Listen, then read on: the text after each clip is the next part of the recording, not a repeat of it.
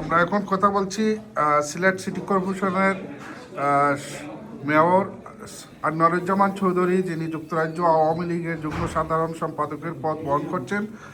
কালকে যে নির্বাচন 12 তারিখে যে নির্বাচন হচ্ছে, সেই নির্বাচন সম্পর্কে ওনার কাছ থেকে প্রতিক্রিয়া জানতে চাইব। যেখানে দেশবাসী ইতিমধ্যে প্রত্যাখ্যান করেছে এবং এখন পর্যন্ত যারা অনলাইনে ভোট দিয়েছে এবং জেল থেকে যারা ভোট দিয়েছে 90% মানুষ প্রত্যাখ্যান করেছে।